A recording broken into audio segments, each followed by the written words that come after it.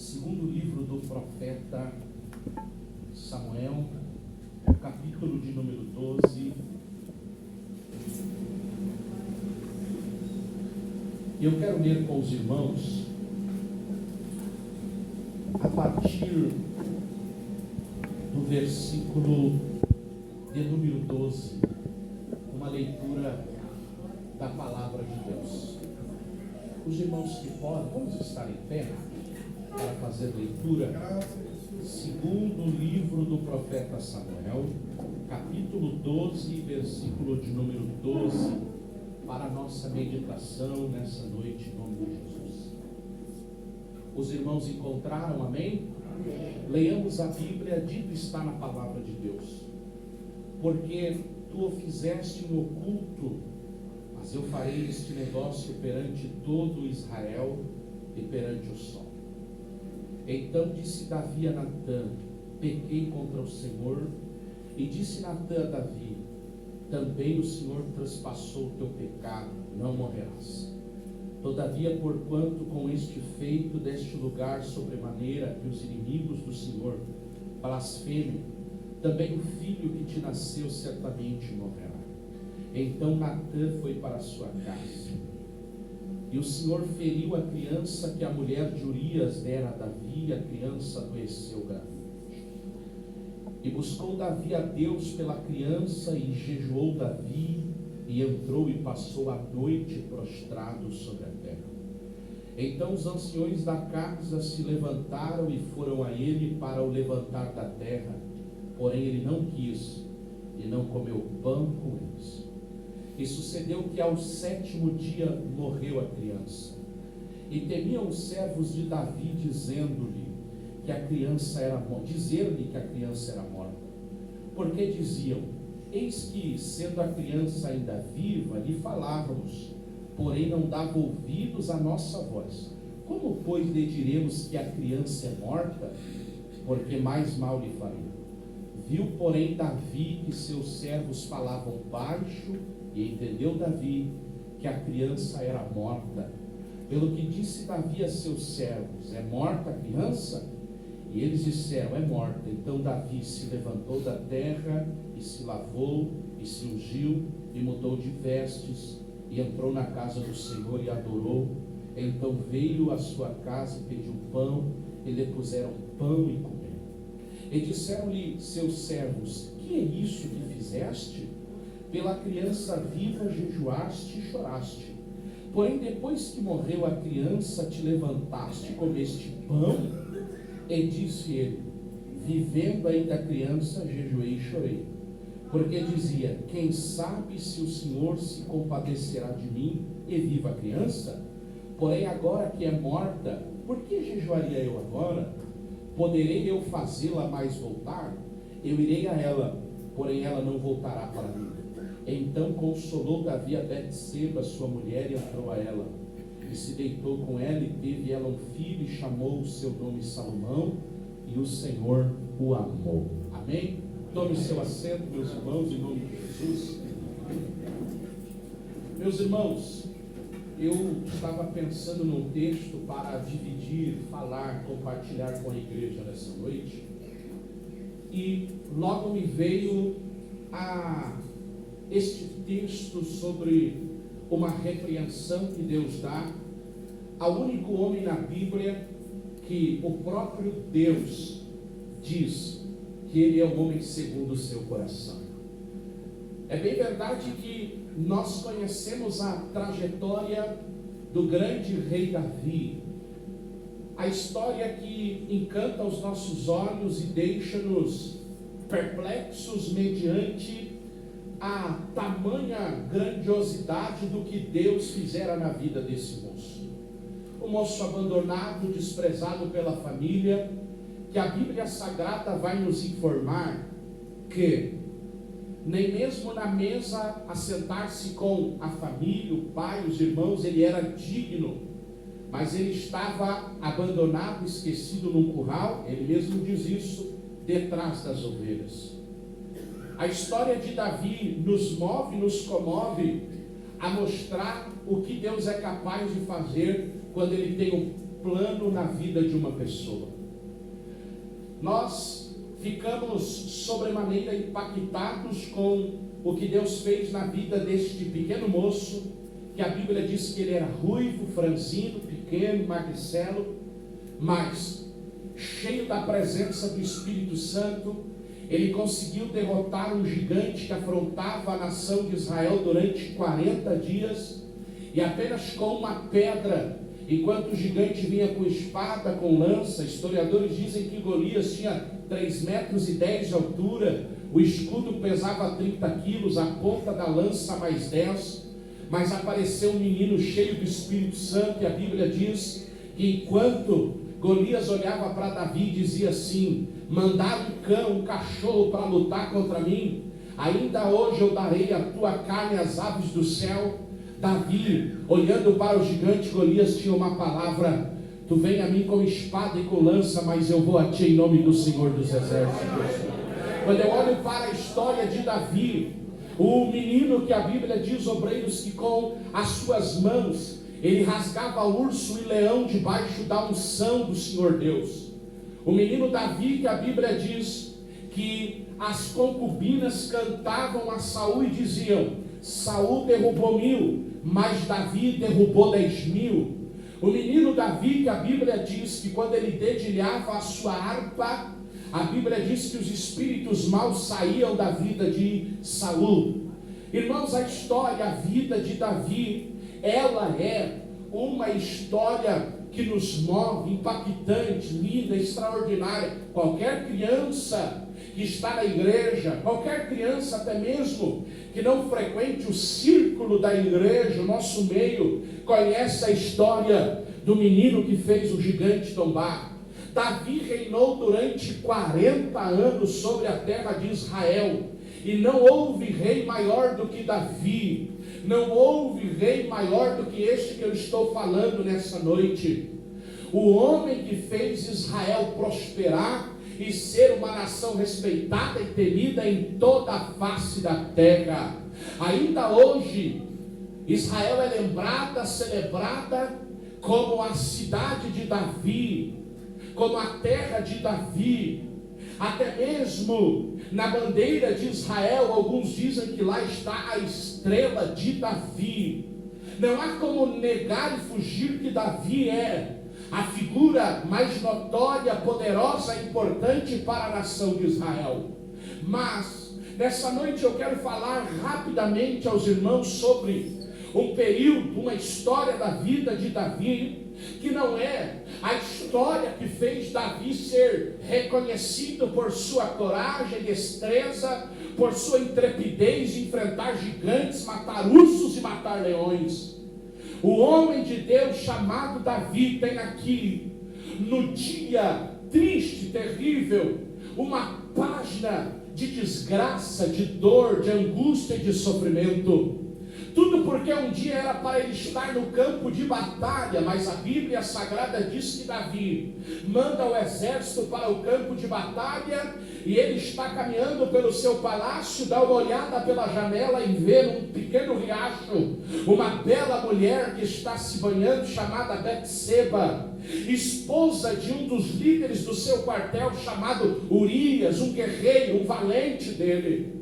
Davi se encanta por aquela mulher, e Davi manda chamá-la ao seu aposento, e ali está Davi cometendo um grave pecado perante Deus, o pecado de adultério, porque toma uma mulher que não era sua e deita com ela.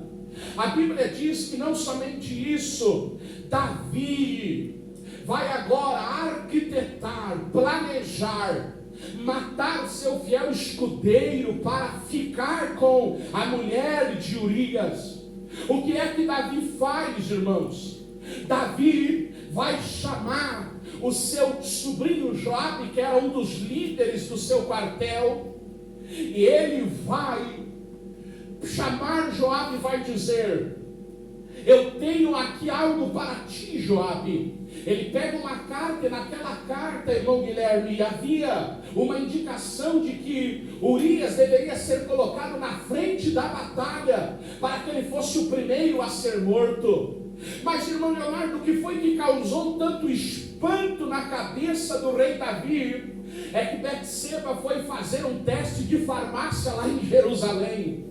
E quando ela foi fazer um teste de farmácia, ela procura o rei e diz: eu estou pejada, eu estou grávida, estou gestante. E aí Davi fica apavorado, e Davi diz assim: eu preciso dar um jeito, preciso resolver isso daqui. E para esta mulher ser minha, como se nada tivesse acontecido, eu preciso deixar ela viúva. Então eu mato Urias. A Bíblia diz, irmão Rogério, que um abismo chama o outro, e ele arquiteta a morte do seu fiel escudeiro, do seu amigo, do seu companheiro. Aí Davi está dizendo assim: eu estou fazendo tudo isso e Deus não está vendo nada.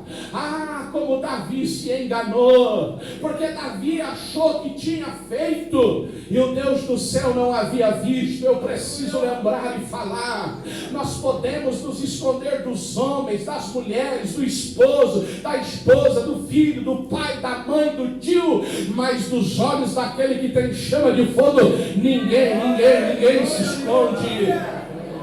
Enquanto Davi está arquitetando, planejando, fazendo tudo, o Deus do céu está dizendo: Davi, não faz isso. A Bíblia diz então que Davi chama Urias, e Urias vem até ele, e Davi então, irmão, chama Urias e diz assim: Urias, deita-te hoje com a tua mulher Betseba, e amanhã você vai para a batalha. Israel está em guerra.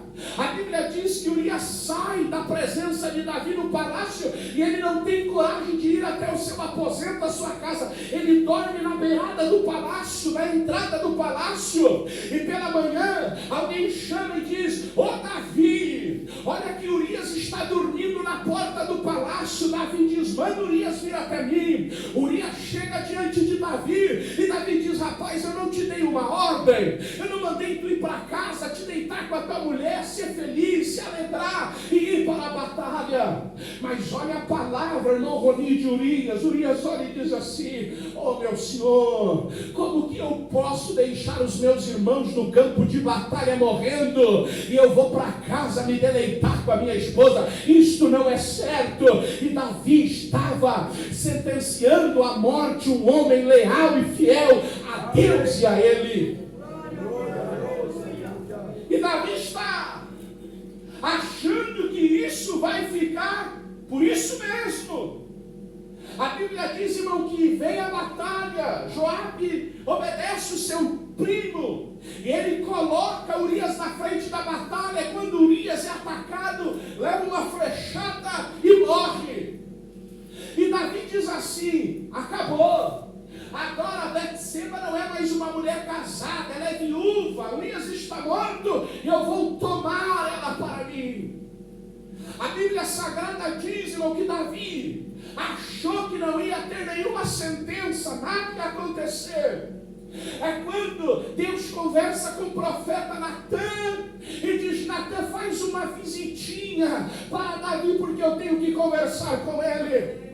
A Bíblia diz, irmão, que Natan chega para Davi, eram amigos, eram companheiros, Natan era conselheiro. Eles sentaram, quem sabe tomar um chimarrão, quem sabe comer uma cuca, quem sabe se alegraram. E Natan diz assim: Davi, eu tenho uma história para te contar. Pois então conte. Havia um homem rico na terra, e ele tinha muitas ovelhas, muitas cabras. Este homem, Davi, era um homem poderoso e rico, muito abastado, mas lá também tinha um homenzinho pobre, e esse homem tinha só uma ovelhinha, só uma cabritinha. E sabe o que o homem rico fez? Foi lá, pegou a cabritinha daquele homem pobre, matou, comeu. Aí Davi se levanta desesperado e diz: ao homem que fez isso, seja sentenciado à morte, que pague, traga na minha presença. Olha como Deus trabalha, irmão. Olha como Deus age, olha como Deus faz. Aí, quando Davi abriu o peito, Natan diz assim: tu, Davi, é este homem. Tu, Davi, é este homem.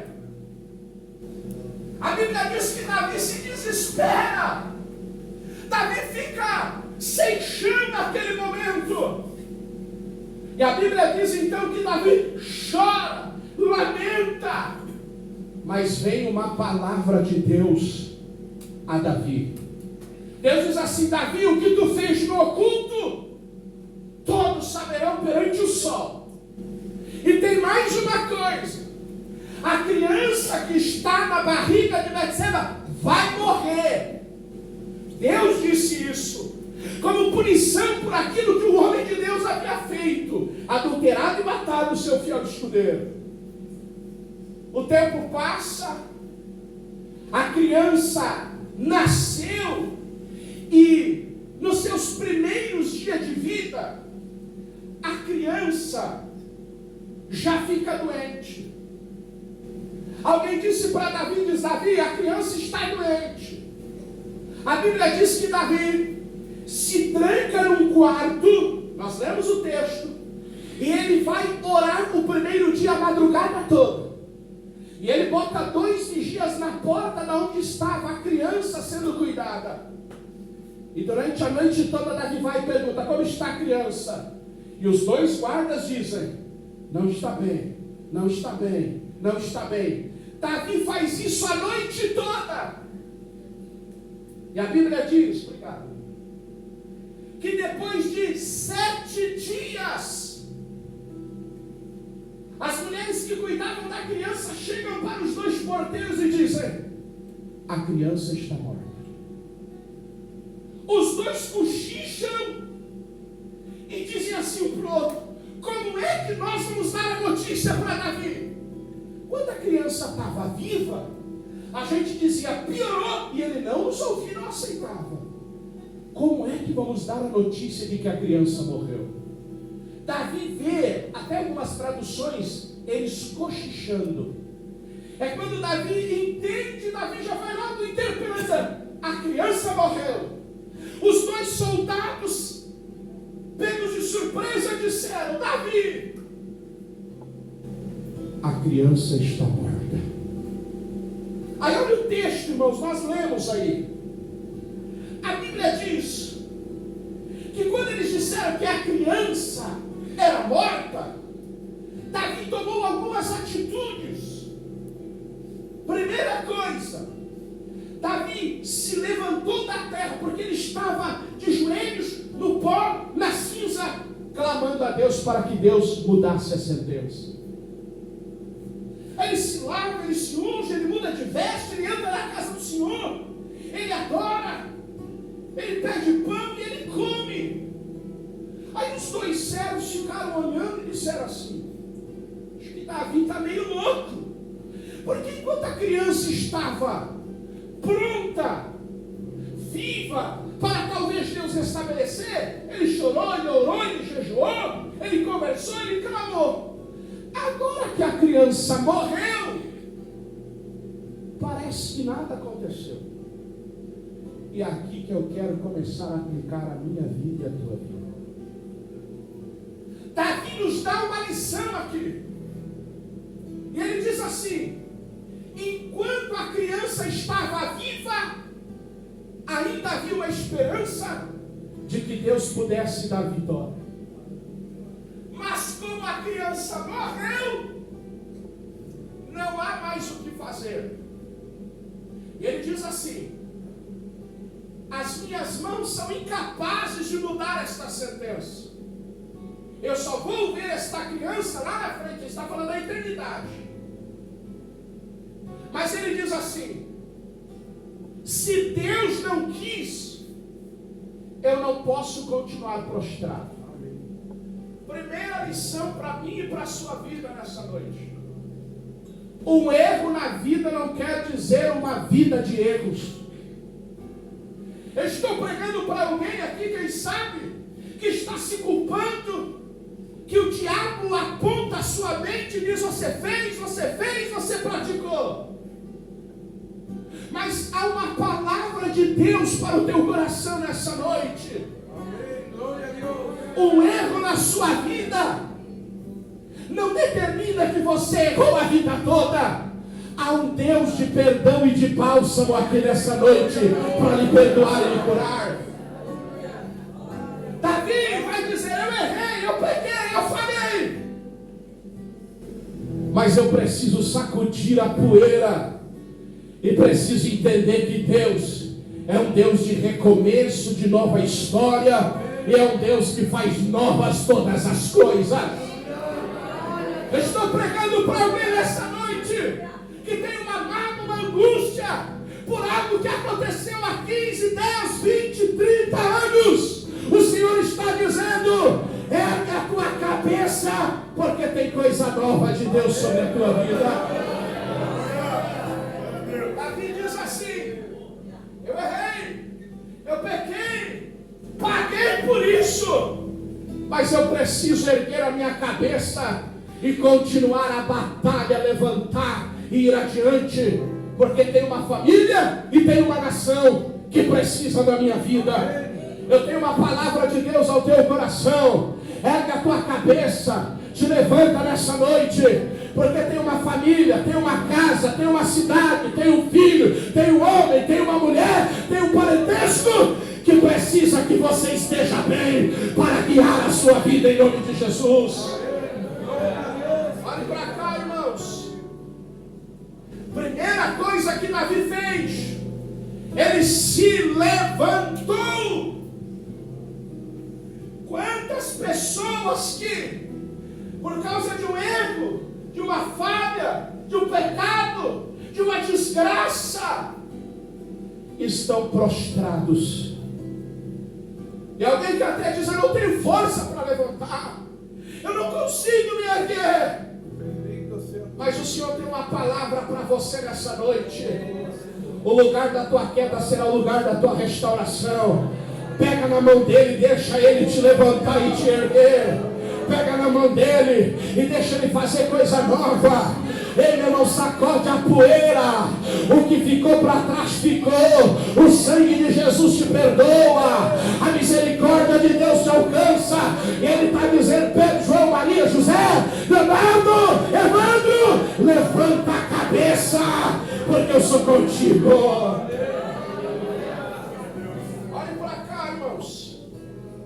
Segunda coisa que Davi fez, depois de se levantar, Davi estava 1 mais 7, 8 dias com cinza na cabeça, sem banho, sem higiene pessoal.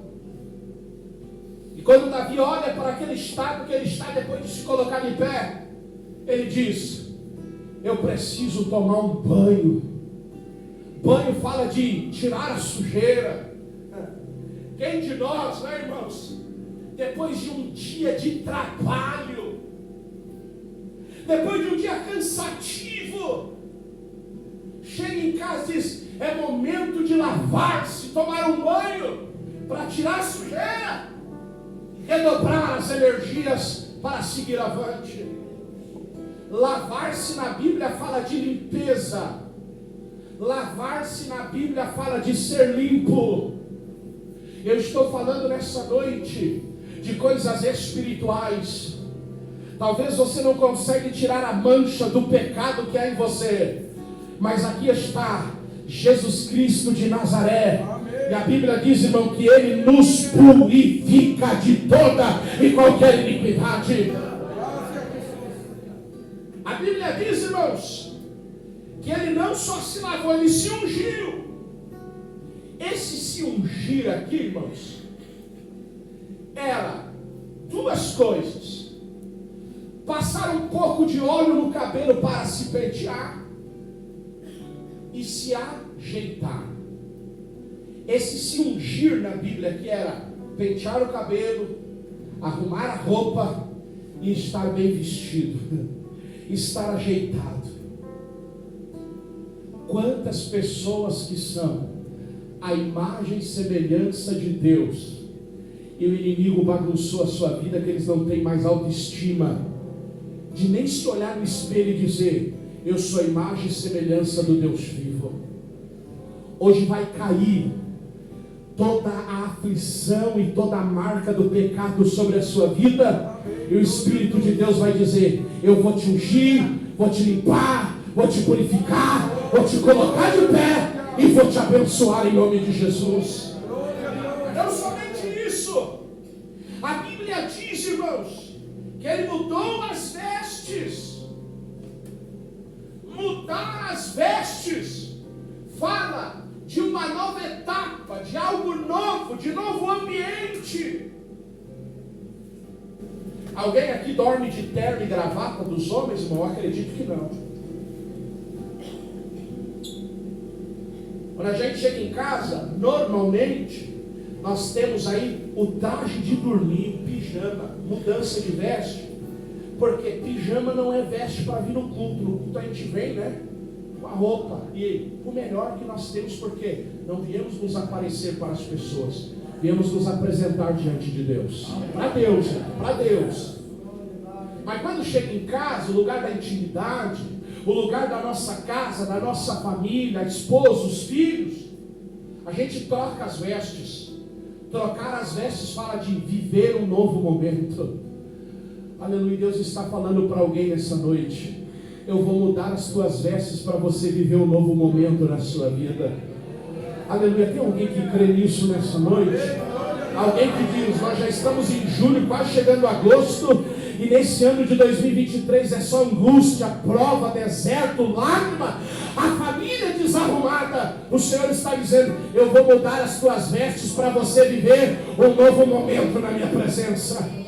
Eu vou mudar as tuas vestes para você viver uma nova história. Quando o filho pródigo se apresentou no pai para o pai, o que o pai disse? Esse moço está maltrapilho, sujo, vestes rasgadas. Isso era veste quando ele estava no mundo, perdido, abandonado, com as meretrizes e comendo junto com os porcos. Como ele veio para a casa do pai, tragam vestes novas, porque é uma nova história, um novo momento, um novo tempo, uma mudança, uma vida transformada. Eu tenho uma palavra de Deus para alguém aqui que está dizendo: mas eu não consigo mudar. Quem vai mudar é Deus. Quem vai transformar é Deus. Você crê, irmão? Levante a sua mão aos céus. Aleluia. Quem vai mudar esse teu jeito, essa tua ira, esse teu jeito que afasta as pessoas de você, é Deus, é o Espírito Santo, é a obra de Deus para você ser uma bênção. Olhe para cá. E a Bíblia diz que depois que ele se levanta, se lava, se unge, muda as vestes, ele entra na casa de Deus.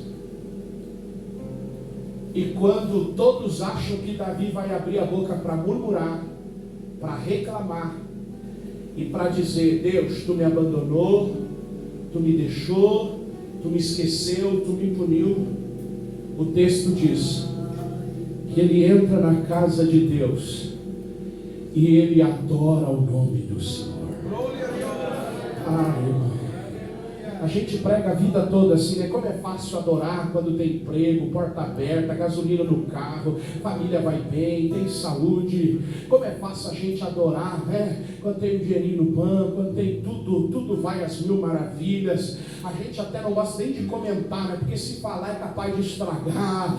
Irmão, como é bom, né? Vir para a igreja, pegar a família, entrar no carro do ano, segunda-feira, tem um bom emprego, está bem empregado, trabalha por conta, Deus abençoa, Deus está fazendo. Está tudo em ordem, aleluia. Mas Davi estava vindo de um luto, de uma luta, de uma guerra, de enterrar o filho. Mas ele entra na casa de Deus e adora o nome do Senhor. Existem dois tipos de crente, irmão. O crente que adora a Deus ocasionalmente. O que é isso? É aquele que só dá glória e glorifica quando a ocasião é boa, quando tudo vai bem, quando tudo vai às mil maravilhas. Glória a Deus e aleluia. Na primeira porta fechada, abre a boca, murmura, reclama, diz que Deus esqueceu, diz que Deus abandonou. Crente, fecha teu bocão, Porque se Deus tivesse te abandonado, a pandemia tinha te levado. E tu está aqui para dar glória nessa noite e glorificar o nome do Senhor. Quantas vezes Satanás apontou a arma e disse: eu vou matar, eu vou destruir. E Deus disse: nele tu não toca, nela tu não bota a mão, porque é meu servo, é minha serva, e ainda vai glorificar e adorar o meu nome. É o crente ocasional, irmão. Se alguém pisar no cabo dele, fecha a boca. Se ele não ganhar oportunidade, textão no Facebook. Se ele não cantar no hino, ele fica encapetado. Sangue de Jesus tem poder. Alguém pode dar glória a Deus aí? Se não dá para dar glória a Deus, diga ai, ai, ai. Se alguém não lhe cumprimentar, não lhe ver, perde o mundo, perde a paz. Vai fazer textão no Facebook para falar mal do pastor, da igreja e dos irmãos. Meu filho, o que te atrai a esta igreja não é oportunidade, não é se você canta, se você prega, se você tem um cargo, é que você vem aqui adorar e glorificar Jesus que morreu por você na cruz do Calvário. Agora tem o quê? O crente, irmão, que ele não é ocasional. É esse crente, irmão Leonardo. Não importa como está a vida dele, está caindo o mundo, porta fechada, enfermidade, desempregado. Você passa por ele até acha que ele é louco, porque ele está sorrindo e dando glória a Deus no meio da rua. Ele está desempregado, a gente sabe que ele está lutando, a prova está lá. E alguém diz: irmão, como é que está? Ele diz: vai tudo bem, porque Jesus está no mar. Ele não sabe o que vai comer amanhã. Ele não sabe como é que vai sanar suas dívidas, porque a porta se fechou. Mas ele está dizendo: vai tudo bem, porque Deus é o dono da minha vida. Ele está dizendo: se Deus fizer, Ele é Deus. E se Ele não fizer, continua sendo Deus. Se Ele abrir a porta, glória a Deus. E se a porta continuar fechada, glória a Deus. Eu não sou crente porque Ele me dá, eu sou crente porque Ele já me deu a salvação na cruz. Eu estou pregando para alguém nessa noite aqui que está vivendo essa situação. Está dizendo: Leonardo, eu estou no meio da guerra, da luta, da prova, do deserto. Cheguei nessa noite cansado, aflito, abatido e não sei o que faço. A palavra de Deus está te renovando nessa noite. E Deus está dizendo: eu cuido de você, cuido da tua casa, cuido da tua... Eu estou pregando para crente aqui que acredita nisso. Eu estou cuidando da tua saúde, da tua casa, da tua família. Não te preocupa, tu não vai morrer de fome, tu não vai morrer envergonhado. A tua casa, a tua família está na minha mão. Eu cuido de ti, eu cuido de você. Não me interessa o que tem que acontecer. Eu paro a terra, eu paro o mar, eu rasgo o céu, mas de você eu cuido. Sinta a presença de Deus aqui. Deus está falando com alguém nessa noite, dizendo: não te preocupa com amanhã. Eu sou Deus da providência na tua casa e na tua vida. Aí a Bíblia diz, irmãos, que ele come pão. Comer pão, aqui pão representa a Bíblia, a palavra. Davi entra no templo, adora e come pão. Irmão, tem duas coisas que a gente vem fazer na igreja: espiritualmente, adorar a Deus e comer pão. A gente está adorando, você vai dando glória desde o começo, que agora você está há 40 minutos comendo pão para alimentar a tua vida espiritual, saciar você, limpar você, fortalecer você. Você chegou com a bateria 1 1%, quase estourando, mas a Bíblia diz que a fé vem pelo ouvir e ouvir a palavra de Deus.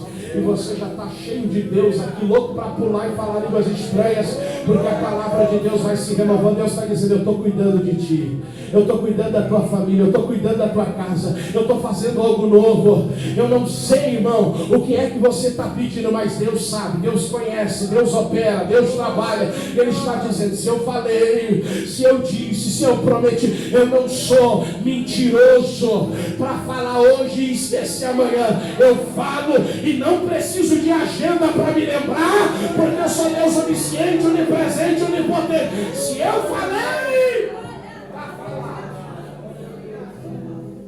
Aí a Bíblia diz, irmão, para a gente encerrar,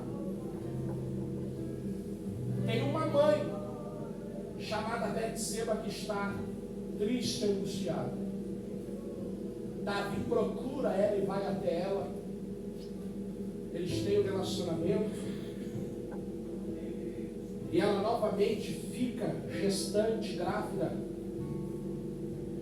E agora o Senhor presenteia eles com um menino, um moço.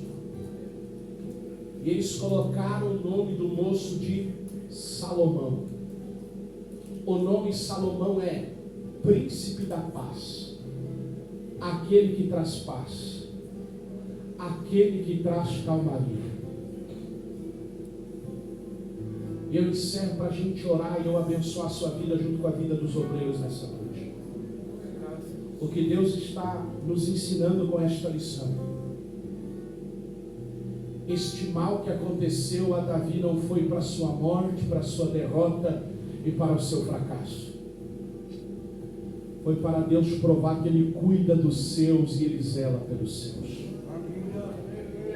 E mesmo que Davi tenha passado por um tempo de angústia e sofrimento, Deus tinha um Salomão para colocar na vida de Davi um tempo de paz, um tempo de bonança. Eu quero pregar para alguém nessa noite e dizer: você passou por algo que você nunca imaginou passar, mas Deus me trouxe aqui para dizer: tem um tempo de paz para a tua vida. Eu vou repetir isso aqui para ver se alguém entende. Tem um tempo de paz para a tua casa. Tem um tempo de paz para a tua família. Tem um tempo de paz no meio da guerra que você está passando. Tem um tempo de bálsamo no meio dessas feridas. Tem um tempo em que Deus diz: hoje cessa a luta, hoje para a prova, hoje cessa o deserto e eu envio manancial de águas à tua vida.